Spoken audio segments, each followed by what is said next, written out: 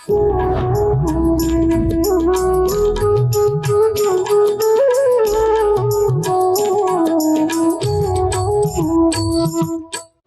ब्रह्म माधव गौड़ीय संप्रदाय से चलता आ रहा है, जिसमें प्योरिटी बहुत ज़्यादा है। सिर्फ आपके अपने ऊपर है कि आप अपना कितना कंट्रीब्यूशन देते हो, कितनी डिवोशन देते हो। श्रील प्रभुपाद तो एक ऐसी इंस्पिरेशन है जो यंगस्टर्स को इंस्पायर करती है हर चीज़ में। हमारे राधा माधव युगल किशोर है ना, तो भक्ति हमेशा युगल है। आप जितना हम भगवान के बारे में सुनते हैं ना, अटैचमेंट उतनी ज़्यादा बढ़ती है। देखो, वृंदावन आना बहुत ईजी है, बहुत ईजी है। राधा रानी तो बहुत दयालु, तो वो तो बुला ही लेती हैं। जब भगवान का रस आपके अंदर जाएगा तो भक्ति का बीज अपना भी उगेगा। हरे कृष्णा। यदि हम कृष्ण दीवानी की बात करें तो मन में मीरा की छवि आती है। इसी के साथ आज हम बात करने वाले हैं राधा कृष्ण की दीवानी से। अब आप सोच रहे होंगे कि ये कौन है, तो आइए हम बात करते हैं और बहुत सारी प्रेरणा लेते हैं। हरे कृष्णा। हरे कृष्णा माता जी। क्या नाम है आपका और अपने बैकग्राउंड के बारे में कुछ बताइए। मेरा नाम दिव्या शर्मा है और मैं चंडीगढ़ से हूँ। यहाँ कार्तिक मास में वृंदावन आई हूँ। और मेरा बैकग्राउंड है कि मेरे फादर ब्रजवासी हैं, तो मेरी हमेशा से लालसा होती थी कि मैं धाम जाऊँ। और मैं जैसे भी आ जाती हूँ, जब भी मुझे लगता है कि आना चाहिए। अभी मैं कार्तिक मास के 14-15 दिन के लिए आ रखी हूँ। राधा रानी की कृपा से सब अरेंजमेंट अपने आप हो रही है, ऑन द स्पॉट। तो बस यही कृपा है राधा रानी की और कार्तिक मास की। जैसे आपने बताया कि राधा रानी और भगवान श्री कृष्ण की कृपा अपने आप हो रही है, आप कुछ नहीं कर रही, स्वयं उनकी कृपा हो रही है। यहीं से हम कनेक्ट कर पा रहे हैं कि कैसे आप राधा कृष्ण की इतनी ज़्यादा दीवानी बन गई हैं। जैसे आपने बताया कि आपके पापा ब्रजवासी हैं लेकिन आप चंडीगढ़ में रहते हैं। ये पैरामीटर जो शिफ्ट हुआ है, इसके बारे में थोड़ा बताइए कि पापा ब्रजवासी और आप चंडीगढ़ में बॉर्न हुई, कैसे मतलब ये हुआ, क्या मतलब पापा का ट्रांसफ़र हुआ, क्या स्टोरी थी इसके पीछे? फादर मेरे गवर्नमेंट जॉब की तैयारी करते थे, उनकी चंडीगढ़ में गवर्नमेंट जॉब लगी। फिर वहीं पे हम बच्चे हुए और हमारी लाइफ आगे वहीं स्टार्ट हुई। और जैसे फादर ब्रजवासी हैं, तो हमेशा से राधा कृष्ण का ही भजन कीर्तन हमने सुना, भक्ति में थे। और बस अंदर से ऐसे लालसा होती थी कि मैंने काले कृष्ण देखने हैं, क्योंकि वही काले कृष्ण मैंने सिर्फ ब्रज में देखे हैं और कहीं नहीं देखे। और जहाँ पे हम रहते थे वहाँ पे श्रील प्रभुपाद के शिष्य आते थे हरि नाम संकीर्तन करते हुए, तो मैं उनको बड़ा अच्छे से ध्यान से देखती थी। हालांकि हरे कृष्णा महामंत्र भी मैंने चैंट किया हुआ था अपने पेरेंट्स की कृपा से, बट बीट्स पे नहीं किया था। और जब उनके मुख से ये कीर्तन सुना तो मुझे बड़े अट्रैक्शन हुआ। तो एक दिन की बात है, जब मैं मेरे 9th और 10th की क्लासेस थी, उस टाइम मैंने ना बंक किया ट्यूशन और मैं ऐसे चल रही हूँ, क्योंकि उस टाइम पे यंग एज में स्टडी स्ट्रेस होता था। तो फिर वो ऐसे ही स्ट्रेस में ना ऐसे ही चलते जा रही हूँ और मैं सीधा, हमारा हरे कृष्णा धाम है इस्कॉन चंडीगढ़ का नाम। अच्छा। तो मैं हरे कृष्णा धाम में पहुँच गई और मैं वहाँ जाके एकदम पॉज हो गई राधा माधव के सामने। वो इतनी सुंदर रेड ड्रेस में थे और मैं पॉज हो गई हूँ। और मैं देखती हूँ वहाँ पे कोई ब्लैक कृष्णा, जो मैंने अपने एक विश मांगी थी कि राधा माधव मुझे चाहिए। तो फिर उसके बाद ना वहाँ से फिर मैंने वही महामंत्र सुना, वही उन भक्तों में से 1-2 भक्त को पहचाना, तो बड़ा अच्छा लगा कि अच्छा ये वही है। तो बस फिर वहाँ पे भक्तों के साथ जुड़ते डेली आना जाना, संकीर्तन सुनना, हरे कृष्णा का चैंट करना, श्रील प्रभुपाद के बारे में जानना, क्योंकि राधा कृष्ण मेरी लाइफ में बचपन से हैं। उनके लिए मेरे लिए भक्ति, उनके लिए मेरे लिए प्रेम कोई मेरे लिए ना नया नहीं है, पर मेरे लिए ना श्रील प्रभुपाद जो एक गुरुदेव के लिए प्रति प्रेम होता है, एक गुरुदेव के प्रति एक आशा होती है कि मेरी लाइफ में भी एक सच्चे अच्छे गुरुदेव होने चाहिए। तो फिर श्रील प्रभुपाद के बारे में मैंने जब जाना, जब उनके बारे में पढ़ा, जब उनके बारे में सुना, तो उनसे इतनी ज़्यादा प्रेरणा हुई कि आज मैं राधा माधव से भी ज़्यादा उनको साक्षात दंडवत प्रणाम करती हूँ, उनके साथ ज़्यादा मेरा प्रेम है।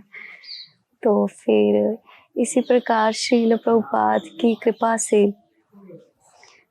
बस भक्ति में हैं, भक्तों के साथ जुड़ते आ रहे हैं। आज मुझे 15 साल हो चुके हैं इस्कॉन में चैंट करते हुए, हरे कृष्णा महामंत्र 4 प्रिंसिपल फॉलो करते हुए, और सारी सेवाएं जो भी होती हैं हमारी वहाँ पे, उन सेवाओं को फॉलो करते करते। जैसे आपने बताया कि ब्रजवासी का जो एक मन में लालसा होती है कि ब्रज में आना है, ब्रज दर्शन करना है, इसी के साथ लाइफ में इस्कॉन का आना, यही से हम शुरुआत करते हैं इस जर्नी की। क्यों आपने इस्कॉन ही चूज़ किया? अगर आप ब्रज में आती होंगी, ब्रजवासी होने की वजह से जो प्रेम था आपका भगवान के प्रति, यहाँ पर तो बहुत सारे संस्थाएँ हैं, बहुत सारे इंस्टीट्यूट्स हैं, फिर इस्कॉन ही क्यों? जब मैं बहुत छोटी थी ना तो एक्साइटेड होती थी हमेशा जन्माष्टमी, राधाष्टमी आने पर। तो जब जन्माष्टमी चले जाती थी तो मैं इतना ज़्यादा सैड हो जाती थी कि कृष्णा ये चीज़ टेम्परेरी क्यों है? ये चीज़ परमानेंट क्यों नहीं है? और उस जैसे हम देखते हैं श्रील प्रभुपाद का नंदोत्सव पे ही उनका अपीयरेंस डे होता है, तो मैं उस टाइम ना बहुत रोती थी। ये लगा लो कि मैं ना शायद अपने श्रील प्रभुपाद को माँगती होंगी। तो फिर जब हम शिफ्ट हुए जहाँ पे इस्कॉन मंदिर पास था, जहाँ पे मैंने भक्तों का संग लिया, वहाँ पे मुझे पता चला कि एग्जैक्ट जन्माष्टमी के नेक्स्ट डे वो लोग श्रील प्रभुपाद का अपीयरेंस डे सेलिब्रेट करते हैं। तो जब उनके बारे में सुना और फिर वो ध्यान में दिया भगवान ने, तो वो प्रभुपाद के साथ इतना कनेक्ट हुआ। और फिर प्रभुपाद तो कहते हैं कि इस्कॉन मेरी बॉडी है और बुक्स मेरी है। तो फिर उसी को रीड करते हुए, उसको पढ़ते पढ़ते वो प्रेरणा मिलती गई कि हम जिस सिस्टम में हैं, जिस इस्कॉन संस्था में हैं, वो ऐसे नहीं है, वो आपने मांगी है, वो आपको ऐसे भिक्षा में दी है राधा रानी ने, क्योंकि आपने वो मांगी है।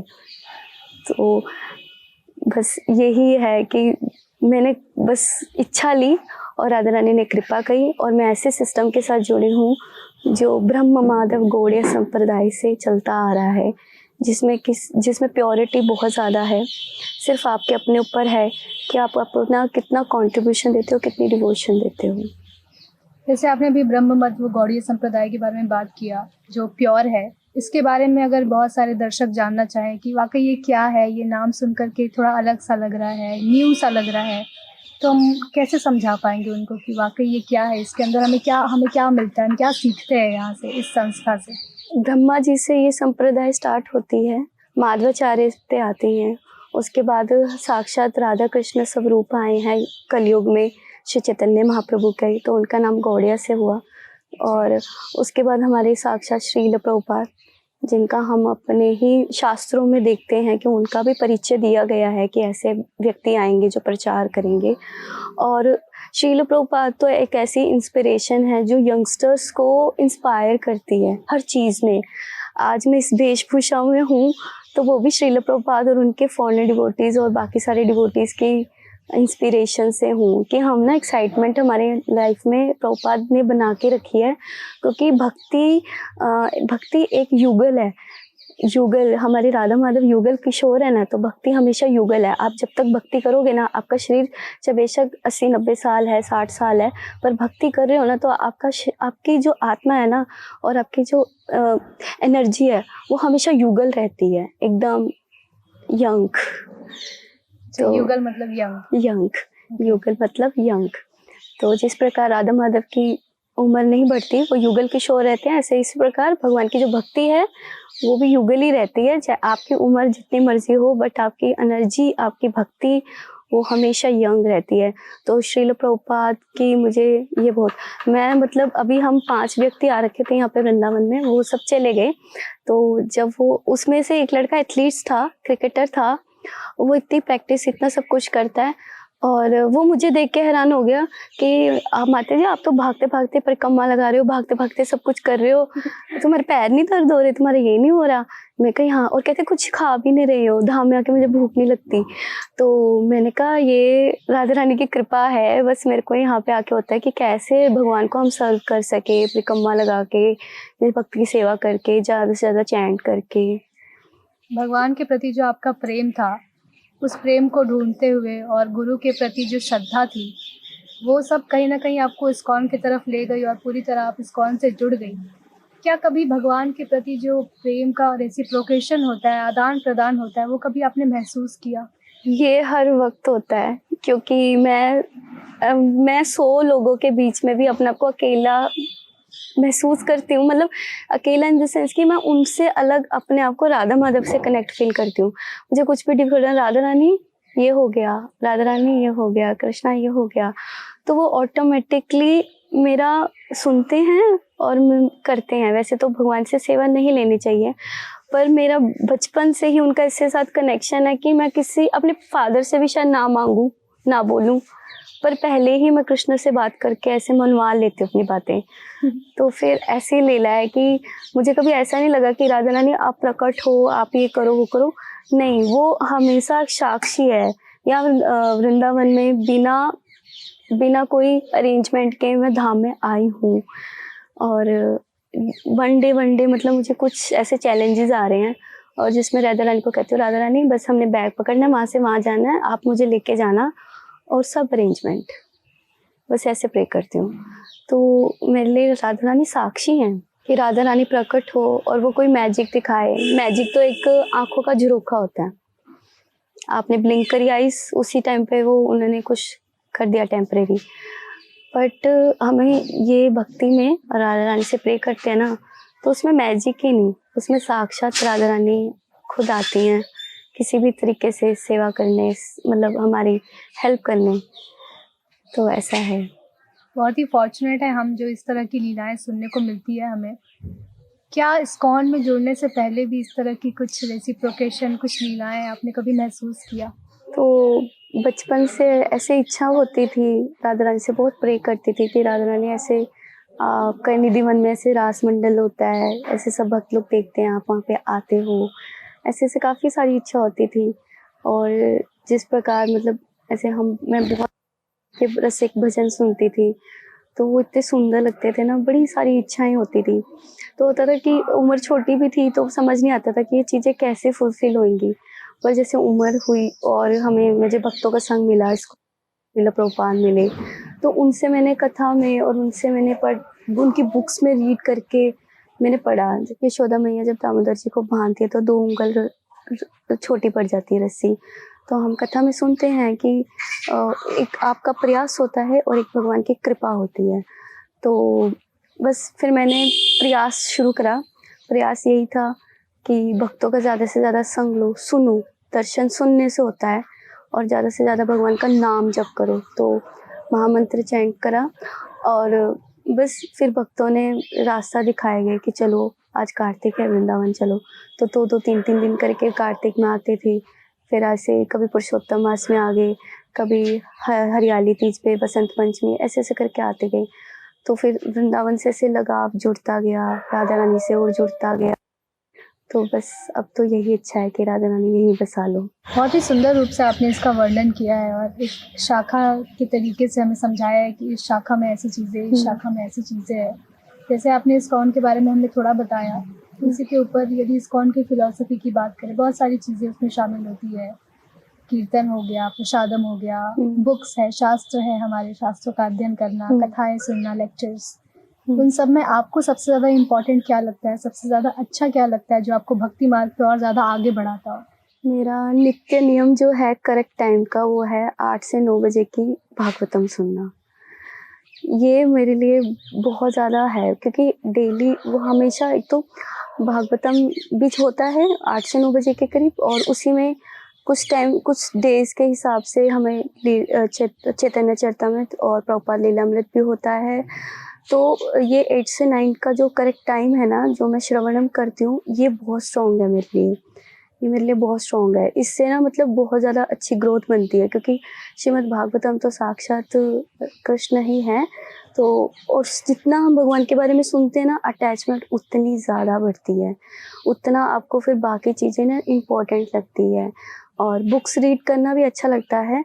उससे क्या है, हमारे साथ एसोसिएशन बनी होती है, हमें पता चलता रहता है क्या सही है तो क्या बुरा है, क्योंकि श्रील प्रभुपाद हमारे लिए सब कुछ लिख कर गए हैं। तो सबसे पहले तो श्रवणम, उसके बाद मेरे लिए मोस्ट इम्पोर्टेंट रीडिंग। और अगर मेरा श्रवण हो जाता है ना, तो मेरा चैंटिंग तो बहुत ईजी हो जाता है। वृंदावन कार्तिक के टाइम पे आती हैं हमेशा, और इसी के साथ फिर कार्तिक के बाद वापस जाना, कभी पुरुषोत्तम मास में आई, कभी हरियाली तीज में। यहाँ से जाने के बाद, हालांकि वहाँ पे इस्कॉन का एसोसिएशन है, फिर भी किस तरह का इन्वायरमेंट आपको महसूस होता है? क्या लगता है यहाँ से जब आप वृंदावन धाम से बिछुड़ जाती है और चंडीगढ़ चली जाती है? देखो, वृंदावन आना बहुत ईजी है, बहुत ईजी है। राधा रानी तो बहुत दयालु, तो वो तो बुला ही लेती हैं। पर वृंदावन से बिछुड़ना बहुत ज़्यादा मुश्किल है।